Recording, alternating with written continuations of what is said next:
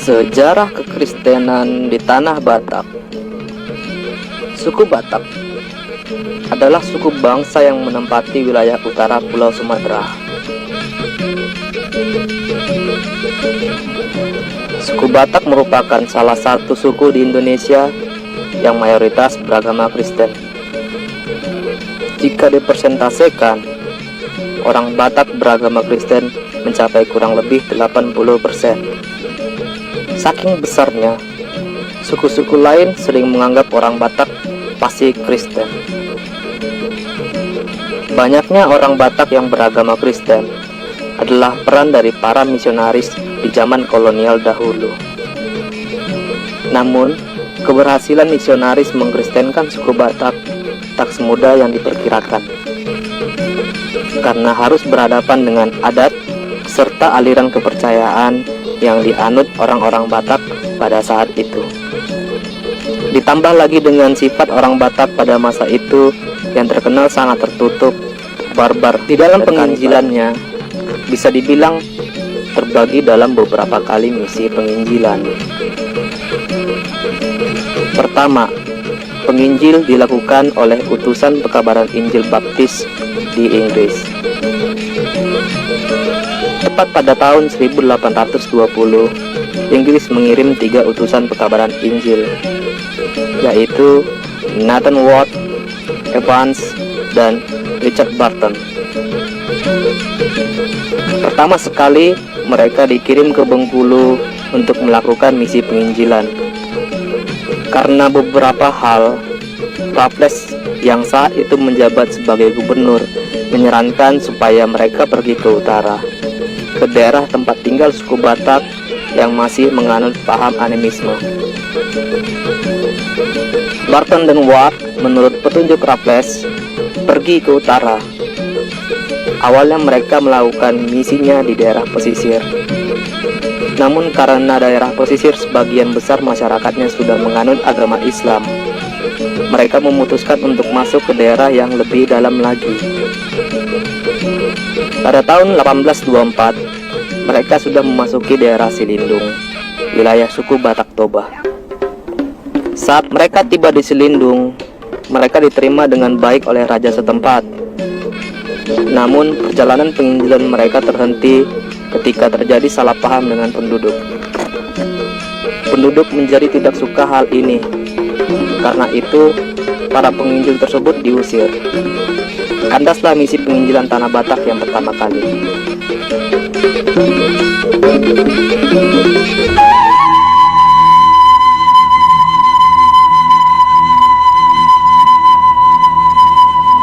Dua, penginjil utusan American Board of Commissioner for Foreign Mission.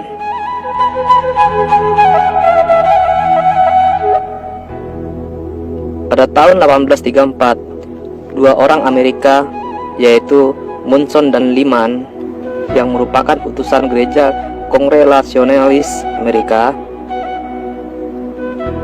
mereka tiba pada tanggal 17 Juni 1834 di Sibolga dan menetap beberapa hari di sana.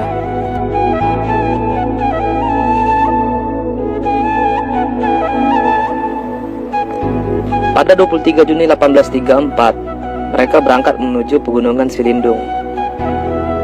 Dalam perjalanan, ketika tiba di pinggir lembah Silindung pada malam hari, mereka dihadang, ditangkap, dan dibunuh di dekat Lubuk Pining.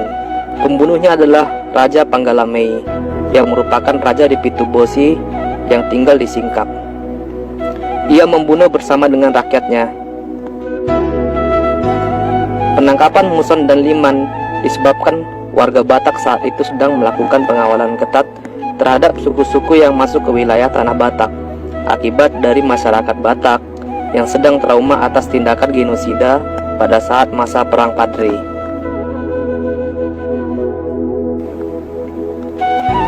Raja-raja Batak saat itu memerintahkan menangkap dan membunuh suku-suku asing yang tak bisa berbahasa Batak.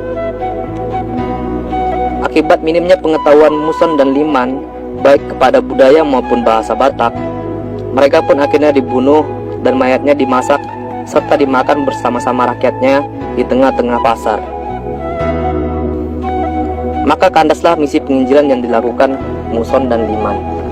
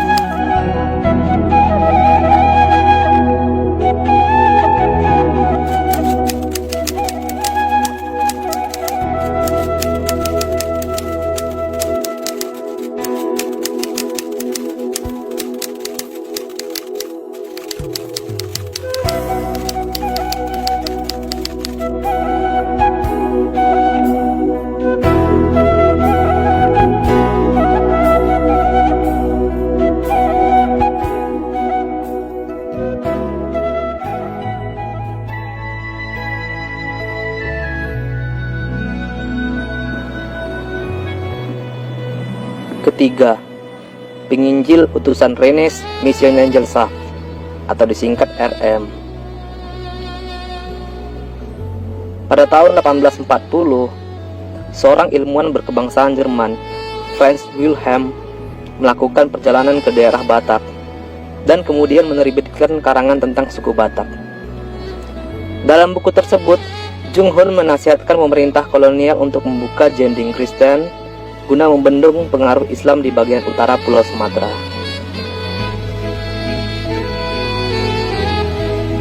Karangan tersebut sampai ke tangan tokoh-tokoh lembaga Alkitab di Belanda hingga mereka mengirim seorang ahli bahasa bernama Neubronner van der Tuuk untuk meneliti bahasa Batak dan untuk menerjemahkan Alkitab.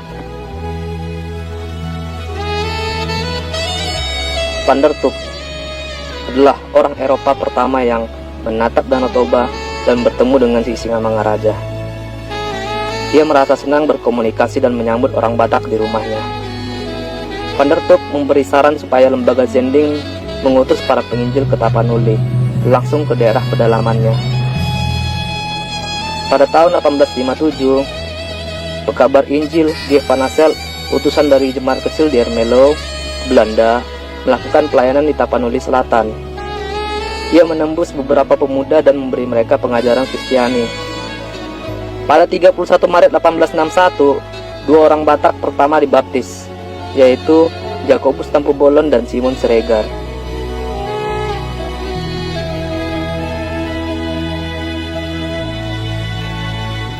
Pada tahun yang sama, tepatnya pada tanggal 7 Oktober 1861, diadakan rapat 4 pendeta di Sipirok yang diikuti oleh 2 pendeta Jerman dan 2 pendeta Belanda. Mereka melakukan rapat untuk menyerahkan misi penginjilan kepada RM. Dan hari tersebut dianggap sebagai hari jadi berdirinya Budaya Kristen Batak Protestan.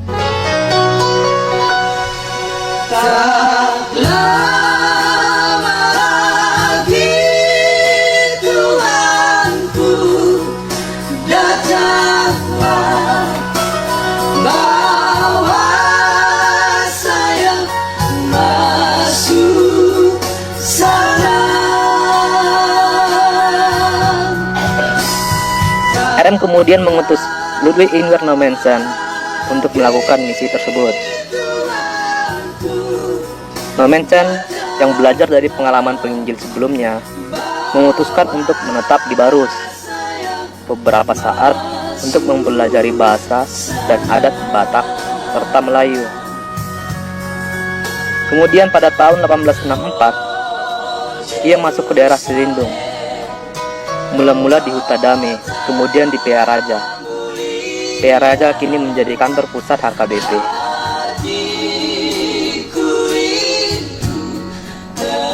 Dalam menyampaikan Injil, Nommensen dibantu oleh Raja Pontas Tumban Tobing. Raja Pontas Tumban Tobing adalah Raja Batak pertama yang dibaptis.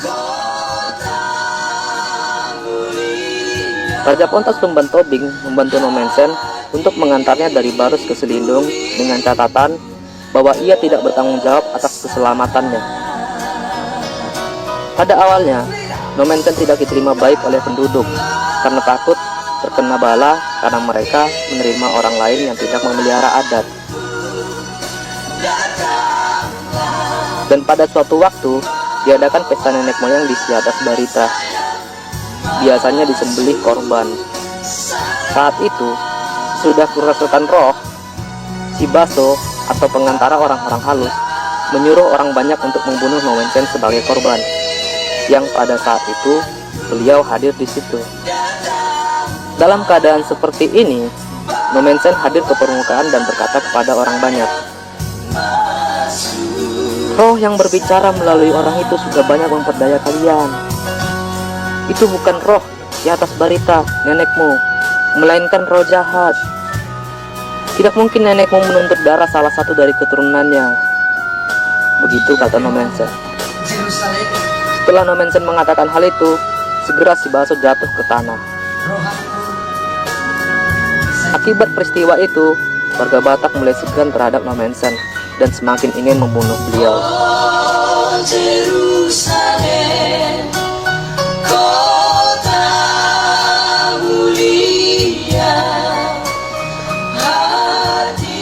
Dalam menghadapi keadaan yang menekan, Nommensen tetap ramah dan lemah lembut, hingga lama-kelamaan membuat orang merasa enggan dan malu berbuat tidak baik padanya.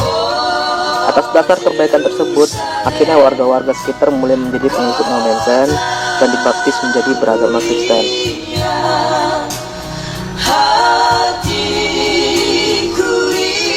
Suatu keberhasilan yang dilakukan Nommensen membuat misi penginjilan semakin mudah dilakukan dan semakin menyebar sampai ke tanah Sinalungun, Karo, Pakpak, dan lain-lain.